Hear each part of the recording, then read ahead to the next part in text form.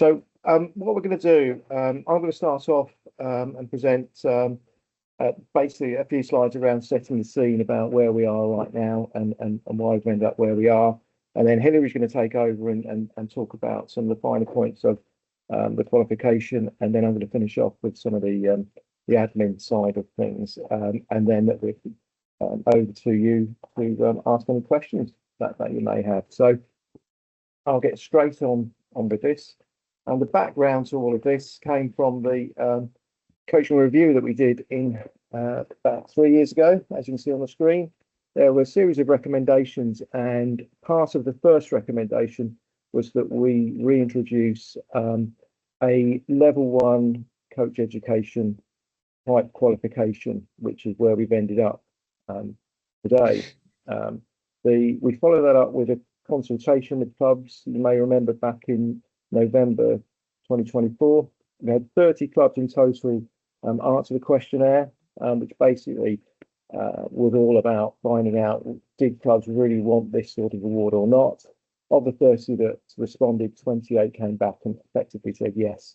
We then put this to the coaching advisory group, who agreed to follow the recommendations and to follow up with the consent from the consultation. And then from there, we formed a working group, which is Pat, me, Hillary, and myself. And we spent quite a lot of time developing content and working through the qualification. We came up with a different title descriptor. So many NGBs now these days have gone away from using levels and come up with a descriptor, which I must say, I think it was Hillary that came up with the idea, but it was a club instructor qualification. It says what it does on the tin. It's as simple as that. We were slightly distracted because, at the very start, because of some work we were doing with PGL at the time, which meant we focused on the outdoor centre version of this qualification, but we also ended up expanding that to schools and uniform groups. And that particular qualification, which is called an instructor qualification, was launched back on October the 1st. So this qualification is similar, but it's got a different title, just to make sure that we all know what we're talking about when we mention club instructor as opposed to instructor. And the course outline, it's been designed for clubs, and absolutely with clubs in mind, who wish to develop volunteers through high quality introductory sessions that are fun, engaging, and essentially designed to get people onto the start line of an event with confidence. As ever with most qualifications, there's a minimum age group. I'll come on to some of the finer detail in a moment, but basically minimum age is 16. And in terms of someone's ability, we'd expect them to be comfortable orienteering at TD3 or higher. You don't need to have previous coaching or instructing experience at all. The ratios, tutor to candidate, maximum of 1 to 12 and the minimum would be 4. And then in terms of where the instructor could be deployed, where they can actually deliver to participants, it would be in areas A, B, and B+. And because they'd be working or could be working independently, then we would basically make sure that there's a license. They would have a license to instruct. I'll come on to that later on in the presentation, but it essentially follows the coach's license.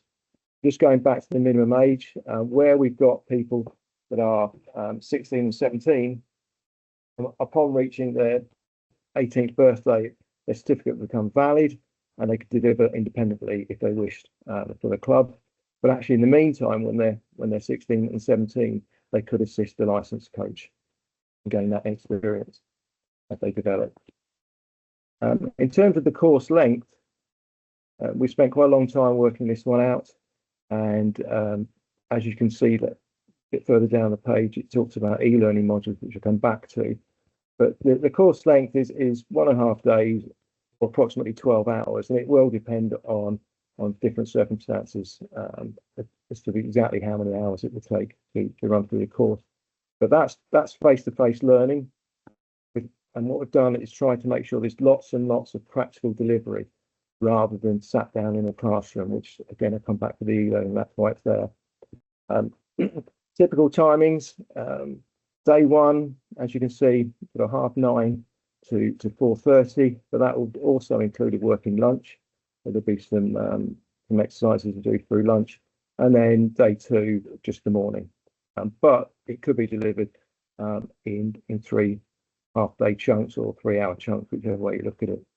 And in terms of facilities, yeah, it'd be really helpful if there was a room with quick access to suitable map terrain for day one, but that wouldn't be required for day two.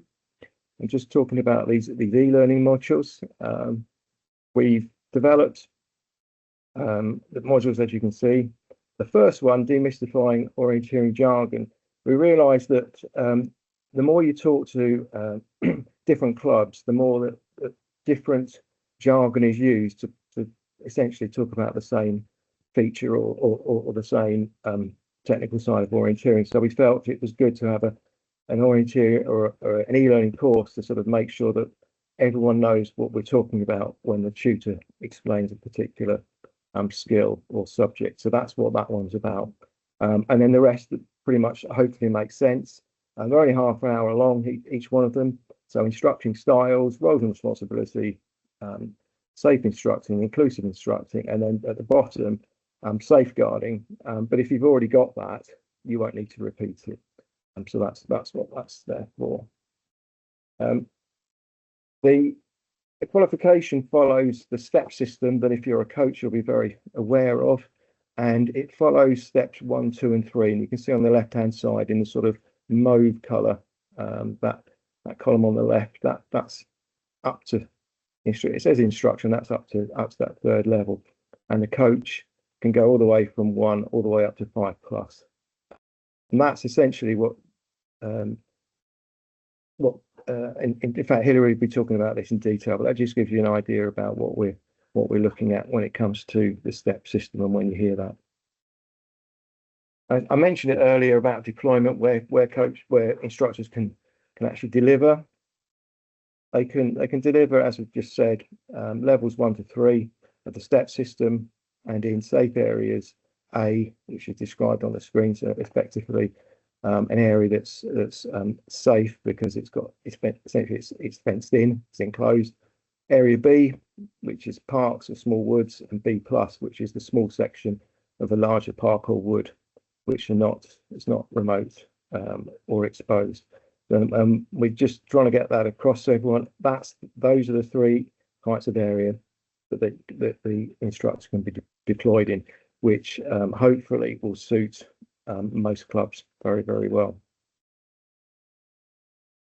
And over to Hilary for the next part of the presentation. Thanks, Howard.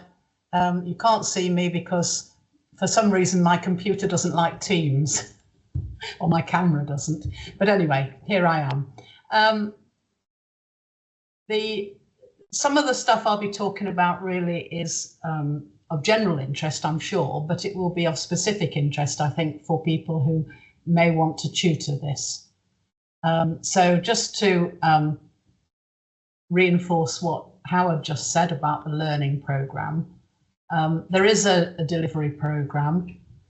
It's been very much based on a mixture between what Pat delivered when she did some outdoor centre instructor qualification training back in the summer and autumn, I think, of last year. But also we used to have a First for Sport Level 1 assistant coach course back in 2008 onwards for a bit. So it was partly based on that, and also on the Introduction to Coaching workshops, which was developed to try and encourage people to come into helping with coaching rather than, or particularly if they felt lacking in confidence in going straight into the full coach program. So if you're a tutor, you will get a learning program, you'll get a PowerPoint, you'll get resources and so on. there is continuous assessment involved. It's not an assessment such as we would do for a full coach, where we actually watch somebody and note down notes against various criteria, but it's just ensuring that everybody's up to speed and can deliver good exercises and fun games for these people who they're going to be working with. Thanks, Howard. So the learning outcomes for the course are given here. The idea is that because the sort of people who'll be on the course, we hope, will all be already orienteers up, of at least Orange standard or better. And we may get youngsters, for example, who are in their regional squads. So they'll be used to being coached. But this is really aimed at what you would do with newcomers coming into your clubs, our clubs, I should say. And certainly it's the way my coaching has gone since, in recent years. And as many of you will know, there are a few clubs in the country that are doing courses for newcomers coming in. We took the idea from Clock's Couch to Green course. We called ours Map Active, and subsequently I know that DVO and Swansea Bay have both used the sort of Map Active template, if you like, and even the name as well. We didn't trademark it. So this is really aimed at the people who might be helping a coach deliver these sessions for newcomers. It might be that you're really keen to go in and do some orienteering in a local school. And so this is, again, what a club instructor would be able to do, would have that sort of background in a series of sessions. And then there are some, right down at the bottom there, that third bullet point is really about safety, and then the rules, of course, in British Orienteering about things like having access permission and registration of any activities that go on in the clubs. Thanks, Howard. So back to the step system diagram again, and I'm going to make lots of assumptions here that you're all competent orienteers and you all know what this is about. So I don't think, this is me, my personal opinion, I don't think that if you get newcomers coming along to an event, you might have perhaps a little bit of coaching before they go out and do a yellow course or an orange course, or you might have a course like we do, or a day or a half day, where you're encouraging newcomers to come along and try orienteering.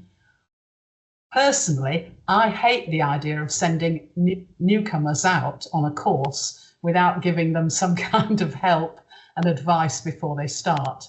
And that's where I think a pre-event coaching or instructing session is really important. After all, if they don't know about folding and thumbing the map and getting it the right way round, how can they possibly navigate even round the paths, never mind about using a compass to go from an attack point to a rock off a path junction or something like that. So I think, even with newcomers, you've got to start right down at the basic level. Okay, you might not have to spend very long on it, but I certainly think you do have to work through these skills in a progressive sort of way to give people an idea. I think throwing them in at the deep end is just, I don't think it's good practice, apart from anything else. I don't think it's fair either, because it's a really complicated sport, this. Never mind about the background planning and everything, but just getting around a course and reading a map, which is quite different from maps that people have used before. I really think some help is needed.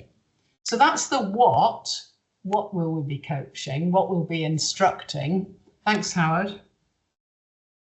And then this is all the skills that an instructor needs. And those of you who are tutors for coaching qualifications will recognize this as being the how to, what sort of skills does an instructor need in terms of communications and keeping it safe, making it fun, and so on.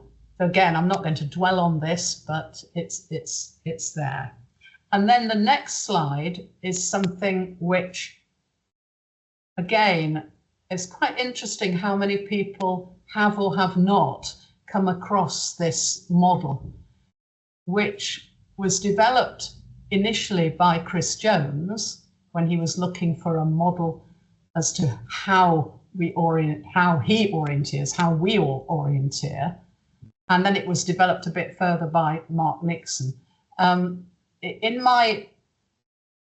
With my other hat on as a tutor for coaches, I found that some coaches or aspiring coaches haven't come across this, what we call PDPD, plan, direction, picture, distance. And whenever you're going to try and find a control, you need a plan. And those other three little bubbles inside there are the really important components of what a plan would be about. So this I think is really important, that we start straight away with our newcomers talking about having a plan. What direction are you going in? Have you got a picture in your mind's eye of what you're going to be passing on the way, or what the control, what's going to be in the middle of the control circle, and so on. So we start with our newcomers talking about this. It's not an elite thing, just because it's been developed by some elite orienteers. It's what we all need to be doing, I think. And also I think we need to be using this sort of model for teaching. Thanks, Howard. So lots of activities. This is a bit busy, this slide, but I've just put together lots of sort of ideas. In the middle there's one side of one of the instructor cards. If my camera was working, which it isn't, I'd be able to hold up my ring pull, I don't know what you call this, a sort of ring binder thing, and show you all 20 cards back and front. But anyway, Howard or Pat might have one of those hanging around. But down the left-hand side, we've got some really, oh yeah, there's Howard with a set of cards, right.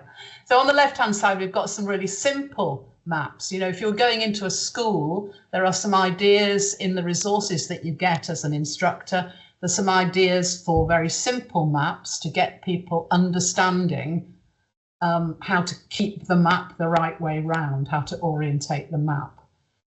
So there's 3 examples of fun games that are part of the resources for an instructor. So as well as getting the cards, they'll get a zip folder with lots and lots of resources in as well. The cards are great because they give the aims of the session, the exercises, and on the back what you have to prepare, what are the key points that you'd be trying to get over as an instructor, and also some maybe some harder versions of that idea if you're using them with adult beginners, say, who've already got the hang of the basic idea, but you want to do something a bit harder with them. And then the 2 maps here on the right hand side, they're there to show, obviously, what a STAR exercise looks like, and also how you can use those same controls to make lots of little loops, bottom right there, lots of little loops, so that people get lots and lots of practice when they come to one of your sessions. It's not about planning a white course, planning a yellow course, and sending them out and not seeing them perhaps for another hour and a half. Which is what would happen, of course, if they went to an event, maybe. But it's about giving people a fun introduction, a sociable introduction as well, because they keep coming back and chatting to each other and chatting to you, the instructor, or you, the instructor, plus your helpers. Because we mustn't forget that part of the regulations for any coaching activity at whatever level say that you must have at least one other adult there with you to help. So even if you're working on your own as an instructor, you would still have somebody else there to help you. And if you were going into a school, say, to do a beginner's session to, you know, a class of year 4s or whatever, you'd have the teacher there to help you. So in the case of any accidents or in the case of people needing extra support. So next one, thanks, Howard. And this just gives you some examples of what you, if you were a tutor, would get, which we've already been talking about. And then the instructors get, you know, as well as the cards, as well as all these sort of games ideas and templates for making, you know, a map symbols running game, for example, or whatever. There are some sample session plans already written, which thanks very much to the Scottish Orienteering Association, who let us pass these on, so that if you were doing, for example, the STAR exercise, there's a sample session plan. And there is also a sample risk assessment, one of the British Orienteering risk assessment forms already filled in as if you were delivering on a particular park to some newcomers, in case, you know, just to help you get started. So you don't have to reinvent the wheel all the time. And those of you who are really experienced orienteers and who are organisers will, you know about how to write a risk assessment and so on. But to go back to the timing of all this, we give out all this sort of background support resources to save us having to spend a lot of time being valuable, but also being costly in terms of, you know, in terms of perhaps hiring the venue. We don't spend a lot of time on the course doing, you know, how to write a session plan, how to write a risk assessment, because we give people these resources to use to start with. Although, to go back to the course, it's very, very active.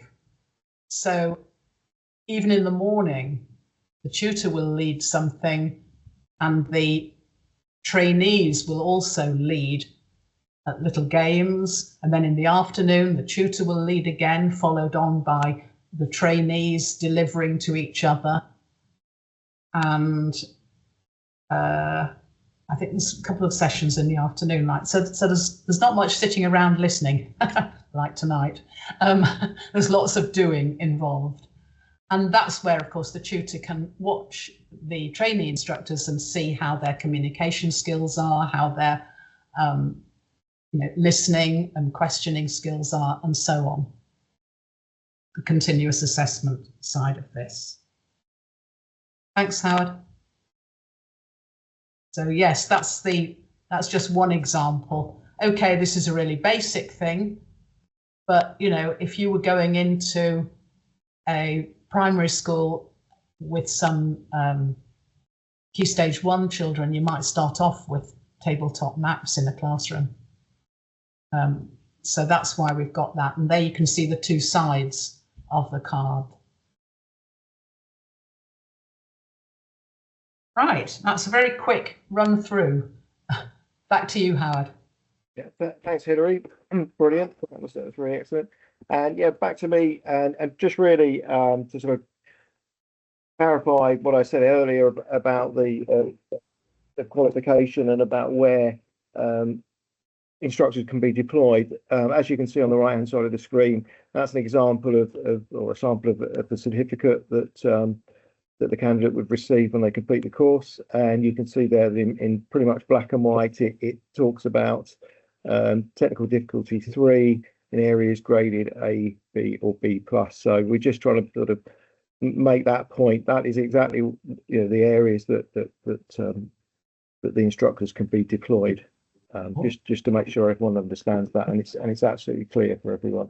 And then moving on, I talked earlier about the license to instruct, and if you are already a coach, you'll be very familiar looking at this screen, and I've just sort of adapted it. And you can see that with the license to coach, of course, you have to be a member of British Orienteering. That's a given. You have to have demonstrated your competency about this against the standards required to be a club instructor, which you hopefully would have done through the course. And you'd have signed the code of conduct for coaches stroke instructors. The code of conduct for coaches, it goes into quite a lot of detail about using the word coach to describe an instructor as well. So I've just put / instructor on there for today. And we've attached, Henry's brilliant idea was to attach the code of conduct to the medical form as well, which means that things will get signed off nice and quickly. They'd also need an appropriate first aid qualification, which for this level would be, and for the areas of deployment would be emergency first aid. But over the last, I don't know, month or so, been working with the safety advisory group on a concept of first aid e-learning, and this is because UK coaching have just in the last probably 4 months developed an e-learning course for first aid, and at the moment that is free. It's not specific to orienteering, but it covers virtually everything that would be required. And the safety advisory group have signed off on this. And what also you'd need to have in place is a suitable app on a device, because I'm sure you're all sat there thinking, well, how do you practice CPR? It's not something you practice every day, and hopefully you never have to do it. But probably the last time you did practice CPR or do CPR was the last time you did a first aid course. But that's all covered certainly on the app that I've got on the screen there, which is the British Red Cross app, which goes through stage by stage what you need to do for a particular scenario, and there's even a video that shows you what to do. So for this level, really pleased the safety advisory group have signed off. We've got a coaching advisory group coming up soon where we'll sign off on this as well, I'm sure. So this is where we're going, and at some point in the near future, well, near to distant future, we will be developing our own orienteering bespoke first aid course with scenarios that are more relevant to the sport than potentially the ones that you may find on the UK coaching course. As I stressed, that the UK coaching on currently is free. And as I said earlier, ensure that you have the right level of safeguarding depending on the requirements if you're teaching predominantly children or adults, and it says there what's on the screen. So that's the license to instruct, which again is very, very similar to the license to coach. Now, in terms of admin procedures and support, those of you that are currently tutors will probably recognise some of this. So the tutor or organiser would essentially decide on the arrangements, and then the various forms would need to be completed and sent to the office in Tansley. We say at least 3 weeks before the start date, and that's so that we can ensure that the information then is uploaded onto the website if your course is open, and you can get more takers on the course. And we encourage every tutor, if you're a tutor on this course, to make sure that we can do that for you, so we can advertise the courses. And then sort of moving on swiftly, the other forms that we've been looking at, and I mentioned it earlier, was the candidate application medical form, which now incorporates the code of conduct. So there's 2 forms in one. They both need to be signed. But if you are a tutor, you'll have access to that. All this information will be on the website. And if you're a tutor, you would also have a zip file with that information in it, and it would be sent to you subsequently. And then, of course, the tutor or organiser sends out the final details to the trainees.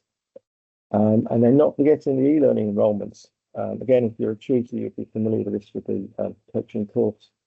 The tutor arranges with Liz back in the office at coaching admin, email address.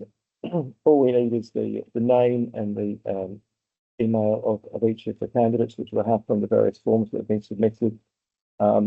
As I said earlier, we absolutely need the demystifying course to be completed before the practical side of the course starts, and it would be extremely helpful if the rest of the learning courses were completed before the practical side of the course starts. And this is simply to ensure that once the practical side of the course is finished, then the training has done all of their tasks, and then the certificate can be issued. And if they haven't, then it'll be a case of leaving the office, double checking our system to make sure that the candidate has progressed, and also we'd be probably nudging the tutor to ensure that happens as well.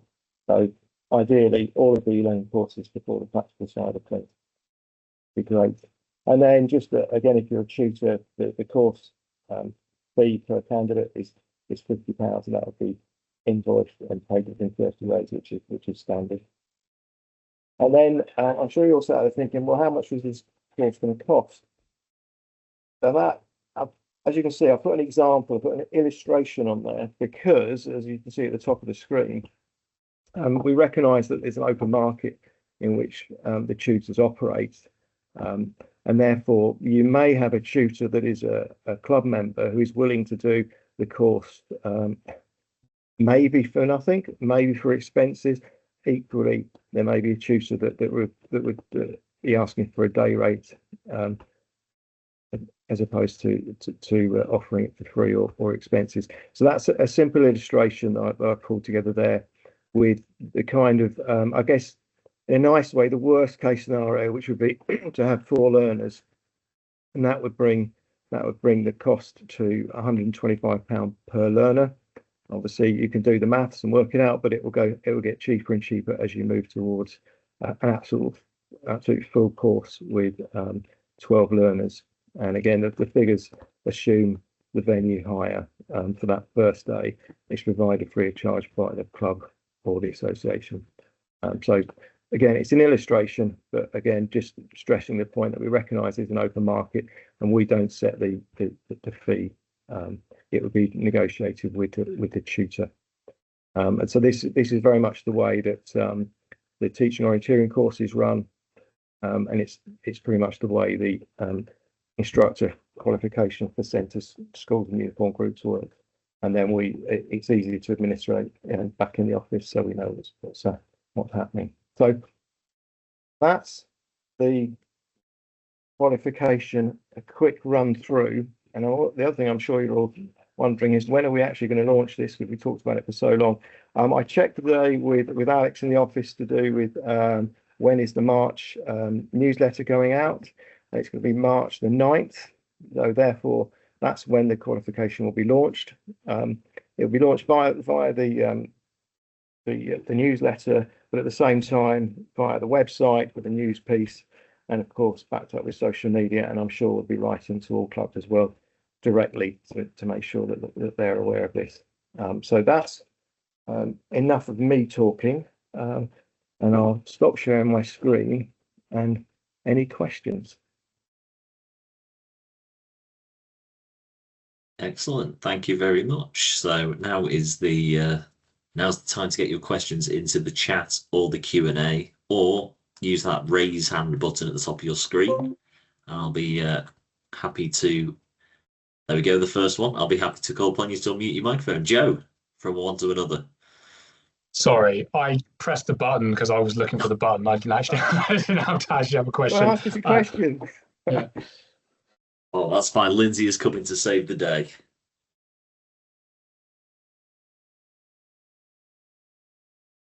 Hi, Lindsay. Have you got a question for us? I think you're. I can see the concentration trying to unmute. There we go.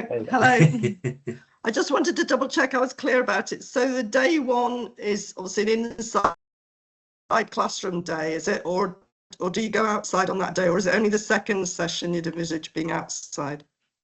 Over to Hilary on that one.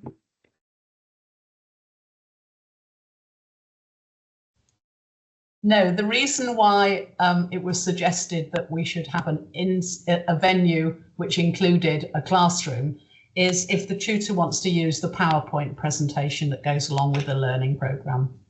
Yeah. I mean, you could do it entirely outside. Right. It's very practical. The emphasis is on lots of practical. Right. Because this is the first step in the teaching beginners how to do orienteering. I will put it that way. It's not a coach, it's an instructor. So these people need to have will want to have lots of practice. They don't want to be talked at. They want to get out there and practice doing a map walk and asking questions and stars and loops and line exercises and all the rest of it, and even setting up little competitions and games for each other. So it's very, very practical. It's definitely not all talking, but that's why we suggested that you might want and or need an indoor venue. Yeah. Okay, good. And therefore, it's got to be very close or on the mapped area, because if you're going to be trekking for 10 minutes from a scout hut to your park, you know, that's such a waste of time. And we're trying to get, you know, up through, want it to be a full day, not a full day of trekking from one place to another. Yes, okay, that helps. Thank you. Thank you very much. And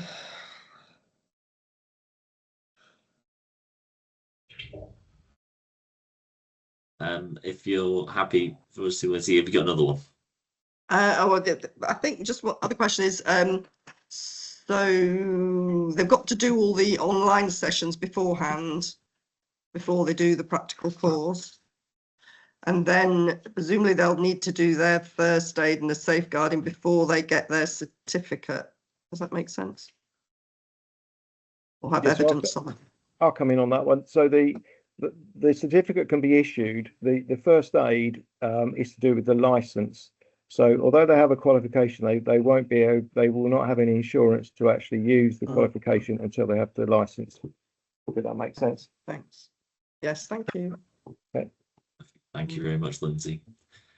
Joe's got his hand up again, and I think I'm going to trust him this time. Yeah, no, I actually have one now.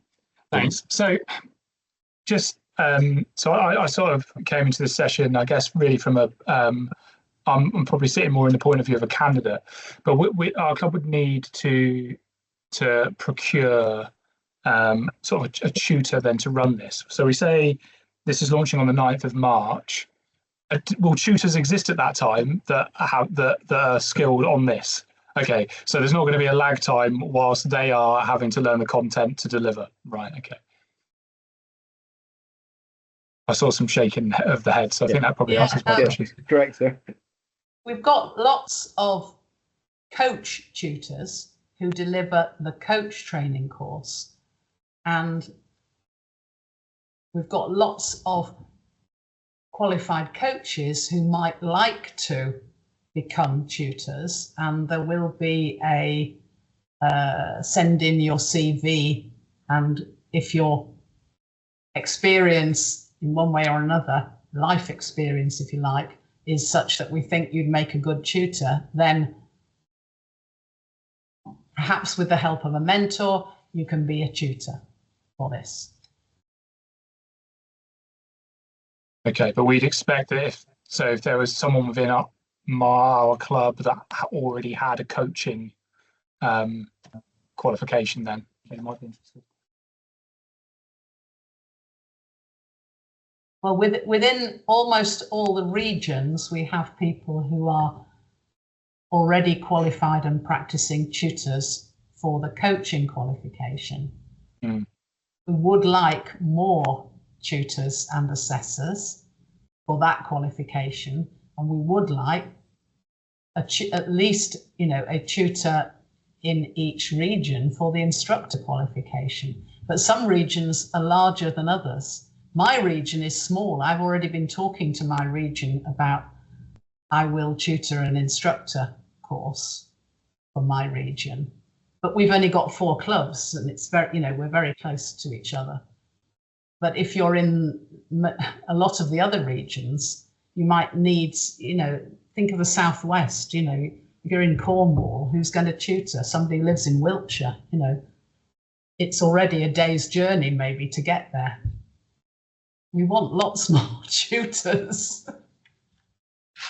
Yeah, if I could just come in on that one. So as with advertising this new course via what I've just said, via the newsletter and so on, there'll also be a piece around we'd love to gain more tutors across the board, and we pulled together a draft paper which is predominantly based on competency rather than just having a qualification in being a tutor, with a fairly straightforward way of becoming involved. So we're really keen to, if there's people out there that or it might be yourself, that is thinking about wanting to become a tutor, that we'll be sending out all that information in a few weeks' time.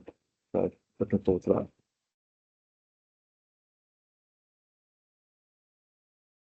Perfect. Thank you very much, Joe. And now next over to, now it's an Irish name, which means I'm gonna say the wrong thing. I know this, but feel free to jump in and correct me before I say.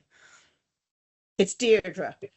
Deirdre. Yeah, and apologies, my computer doesn't like the camera on Teams either. I can't switch it on. So we have a very similar course, but it's kind of there's slight differences. But I'm curious in terms of, you're saying about, so yes, there's those modules that people will have to do in order to be licensed, but in terms of to be certified, to get the certificate, you're saying about having continuous assessment. So at what point, when will they receive the certificate, or how will is that continuous assessment after the course, or how will that aspect of it work? I'm going to put that question to Pat. It's actually continuous assessment on the course. Okay. So Hilary talked about them running lots of practical activities. Okay, so yeah. Every time they've run one, there'll be a review and some feedback, etc., up to the end. The online modules have assessment within them. Yeah. Which means that when they finish the 1.5 day course, they should get a certificate. If they've done all the online modules and they've been deemed to be competent, they'll get a certificate. Okay. And it's interesting then, so like your tutors, so I guess that, as you said, it's just about having a pool of people who apply to, so this will be kind of British Orienteering will then have a team of tutors, and people will look to run a course, and then they can choose their tutor. Is that what you're anticipating, or? I'll come in on that if that's okay. I mean, I'm the regional coaching rep for East Midlands. I'm a tutor, I'm an assessor, I'm a verifier, and so on. So the last East Midlands meeting we had, I said to them, look, we've got this new qualification coming in. There may be some of your members in your clubs who would like to be trained to deliver newcomer activities. Can you start thinking about that? And I'll be happy to deliver a course. I would hope that there are other regional coaching reps around who might talk to their regions in the same sort of way. Or if you're in a club and you don't know who your coaching rep for your region is, then start asking and find out, who's our local tutor. But not all regions, sadly, not all regions have got tutors or assessors, but most regions do have. Okay. Thanks both Hilary and Pat for your responses. And I'll just back that up with saying, if anyone's struggling to find a tutor, then simply email coachingadmin@britishorienteering.org.uk, and between myself and Liz, we'll do our best to find you one. Perfect. Thank you very much, everybody. And Deirdre, I had to make sure that I got to say it at some point. That's okay. I'm used to all kinds of variations of my name. Then next we have Caroline. Hi. So not only am I a regional rep, but actually I'm also a coach educator. I have taught level 1 courses in the past, so mostly level 2, and I teach orienteering part 1 and 2 as was. I have been assuming that I just automatically become a tutor for this, but am I right or wrong? Yeah. Yes. You're partly right, I'd say. We're using part of this session as an orientation for tutors that are on the call, and we'll be running another session for people that couldn't make it later on, before March the 9th. Yeah, I know, Caroline, you were on the orientation for the instructor qualification back in September, weren't you? So Yes. It's essentially the same process, but of course there's a slight difference with the e-learning side of things. But being a coach tutor, you'll understand that. No problem. The e-learning, particularly the busting the jargon one, yeah, which I've not seen. Is there either a transcript or an opportunity to actually watch that as an educator? I find in general that the e-learning things, the candidates do it, but if they come in after as an educator, you've qualified, you've been educated for some time, you don't actually get to see those courses and know what's in them. That's a really good point, Caroline. What I can do, I can add that to the tutor zip file. I can download the course script from the site. It doesn't come out exactly as a course looks on the screen to a candidate, but you get the basics of it because it's not interactive, because it's essentially a big long PDF with all the content in there. But I'll add that. That's a brilliant idea. Thanks for that, Caroline. Thanks very much. Sorry about the phone. No problem at all. Yes, I think it's really important that the tutors do know what's in the content, because, for example, the inclusive instructing e-learning course has got a section about the ways to make things easier and harder. Not to be confused with the step system of orienteering, the step mnemonic of changing the space, the task, the equipment, or the people. Well, you're familiar with that, Caroline. So, but you would like to know that the people on your course were also familiar with it because they've done the inclusive instructing e-learning course before they come to you. Yes, the sort of theory behind coaching / instructing is what all these e-learning modules cover, so that you don't have to spend a lot of time doing that background stuff. That's why it's so participatory, the course that you would deliver. Fantastic, thank you. Excellent. Thank you very much, Caroline. I'll put out a final call. I can't see any new questions in the chat or the Q&A. So do we have any more questions? I guess I've got a question. Am I allowed a question? I suppose you're allowed a question. My question really is to the audience. Is this something that you feel your club will welcome?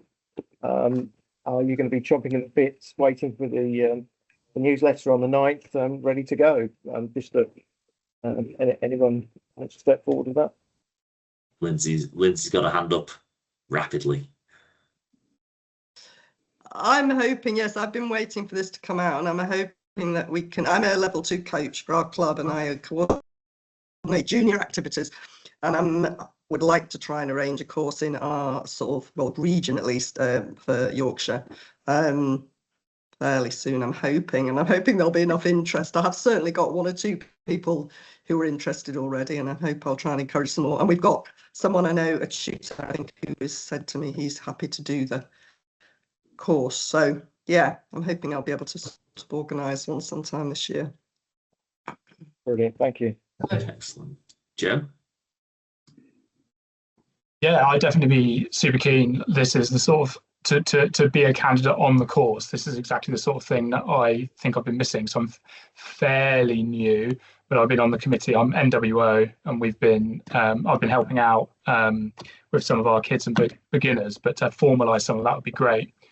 I didn't quite understand that there was there is a step before that we'll have to take back to the committee, which is actually getting a course set up with a tutor to facilitate that. Which club are you, Joe? North Wiltshire NWO. Orienteers. Yeah. North Wiltshire. Oh, right. Okay. Well, I think Liz Yeadon is your nearest. Okay.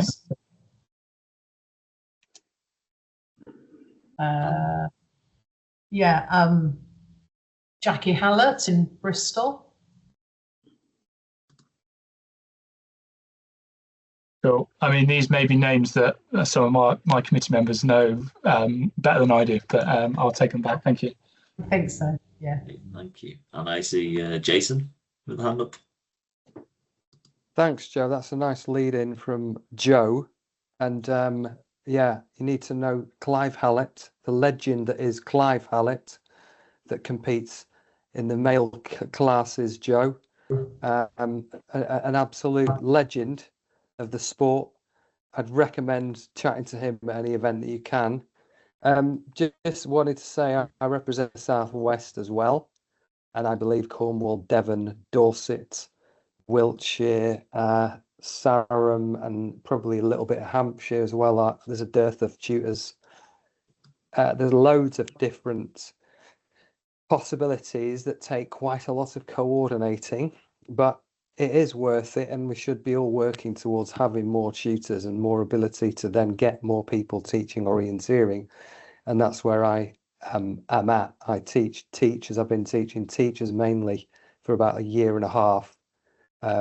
And so it's great. But tomorrow I'll be with reception year 1, 2, and 3. So Great. in the mornings. So maybe thank you'd you. like to be a tutor, Jason. I'm absolutely in the career pathway, and Howard and I are in conversation about it. Good. Yeah. Thanks, guys. Good meeting. Thanks, Jason. I wish you all the best in the morning, Jason. We'll go to Morag quickly, and we'll see if we've still got time for you, Carol. So I've come through the SOA coaching pathway. I'm currently doing my lead coach, as it's called, on north of the border. I'm just not quite sure how this fits in with what we're doing. Is it something that's going to be possible to do in Scotland? Are we treated as a region? We're in discussions with Suzanne about that. I've got Pat and I've got a meeting with Suzanne on, is it Thursday afternoon? I think it is. Yeah. So that we'll have, or Suzanne will have an answer for you shortly. But thanks, Maureen. There was a course that I did quite a few years ago, which was called Intro O, which sounds like it might have been a sort of precursor to what you're talking about. Would that be right? Yeah, that's the stage below, if you like. Yeah. Here we know more. Introduction to Coaching workshop was something that was supposed to be a precursor to becoming an instructor or a coach, and this new club instructor would replace that, certainly, and actually give it's slightly more enhanced in that it would be to work with newcomers within the range of sort of white, yellow, orange type skills. Thanks. I don't know whether I think Scotland have gone down the line of coach qualifications which are linked to academic levels. So they've got a coach level 5 and a coach level 7. We haven't gone down that route, but I think the SOA were encouraged / forced to go down that route by the politics of funding sport in Scotland, I think. But correct me if I'm wrong. Perfect. And I'll quickly go to one in the chat. We had a question from, a comment, I think more so from Stuart Showing, just saying that he's not sure. He thinks that It won't be long. You're not on mute, Jason. Caught you there. He's saying that he feels that for the hands-on training for first aid is better than the e-learning course option. I wondered if I wanted to put that to.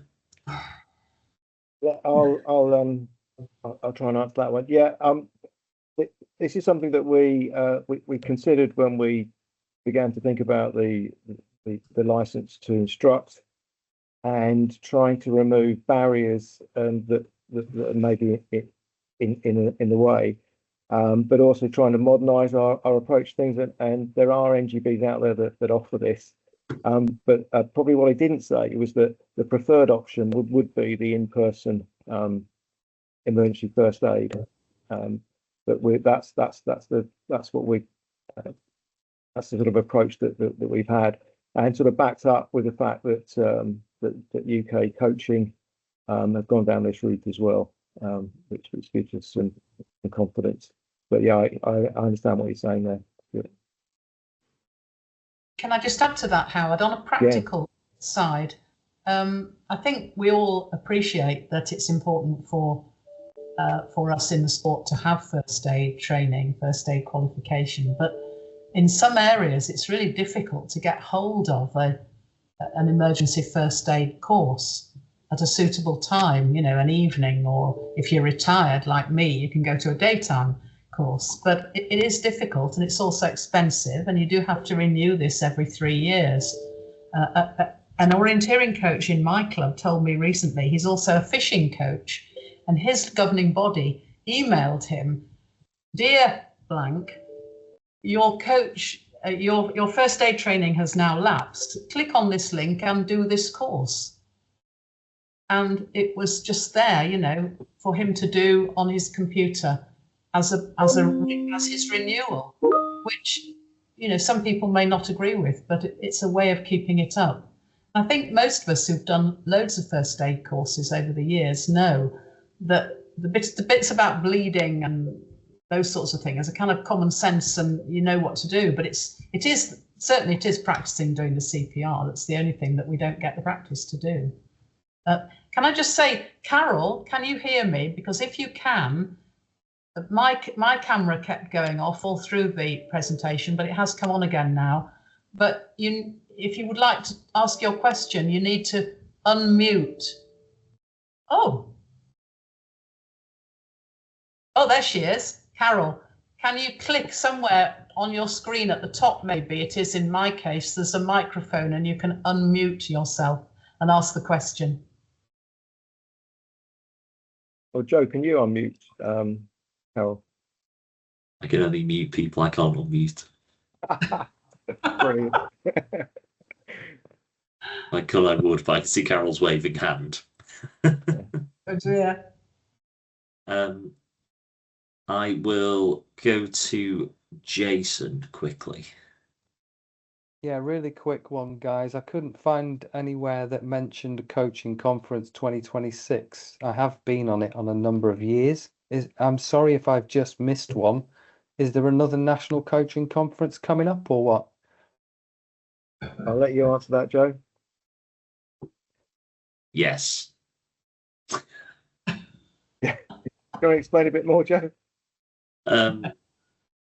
I'll let you take that one. The coaching conference. I'm on major events in my mind. Yeah. So a few years ago, what we did was merge the coaching conference and the development conference into one, which is this webinar is part of.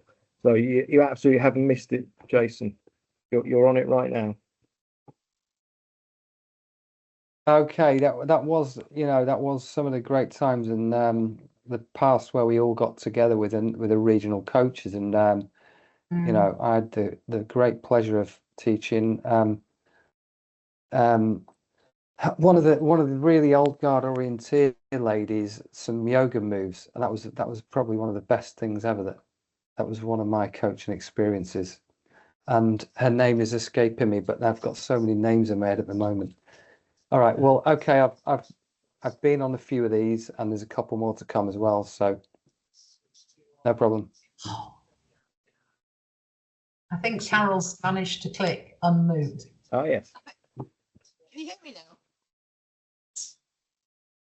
You might need to turn the volume up, Carol. Or just shout at us. It's this techie business. Yeah. Never mind. We can hear you. We can hear now. Okay. But never mind. I've got some technical questions I'll ask Joe later. Okay. That's no problem at all. I can do my best to help on that from.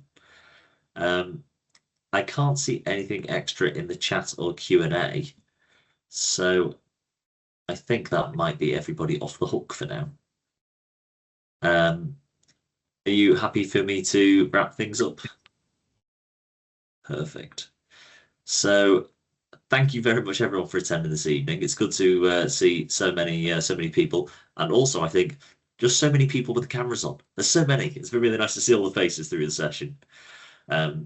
So it's been really good to actually be able to get out here and have the instructor qualification be shown off. I've been hearing from Howard myself for a good while now about everything that's been going on behind the scenes. So it's nice to see it on the front stage, and all the wonderful hard work of Howard, Hilary and Pat across this time to get the qualification out there. So I think it's a really exciting time coming up.